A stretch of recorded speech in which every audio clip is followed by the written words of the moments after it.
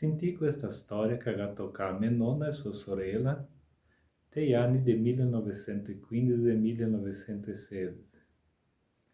Della storia del povero Angelin che ha in bocca un grande fasolo e agacciapò un spaurò e lo ha mandato e invece di andare in panza le è andato sui polmoni. E questa storia fino a un come fa spavento, perché mi fa pensare dei misteri di questo mondo.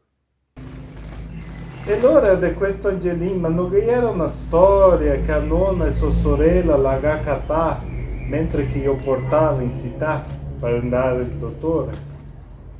Sì, ti racconto un'altra storia, una volta, che udì ella e sua sorella, gli era ancora tose sortere, e le si andava a portare un viaggio di legno in città. So pare che caito dei là che si solo portare le legne che a freghezza si deve aspettare. Allora aveva altre dopo. Nonno già che a caricare la carretta solo con legne, le si andava in città e a portare le legne a sta freghezza.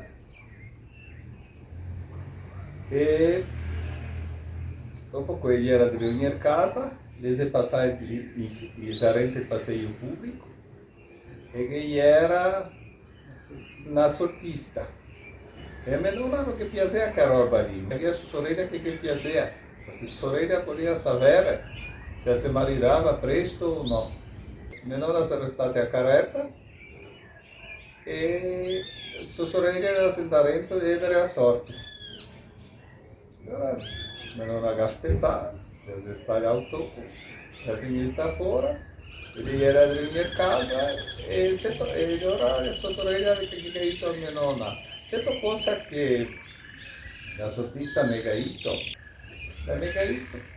che dissero impressa a casa, che toccava una brutta cosa per la nostra famiglia. Ah, ma non a gare testo, che altra gare testo caina, cosa che va a toccare, che brutta cosa sarà. E qua carretera, gli era di venire a casa e quella era la rampa del Rio, da rete del ponte del Rio Barigui, che ha cattato il nonno, suo padre e la nonna, suo padre e suo mare, con il suo fratelletto più giovane, che gli ha nome Angelino, da un anno, che si è soffocato e che gli era morto. È morto soffocato con un fasolo. Spero che vou abrir o portão.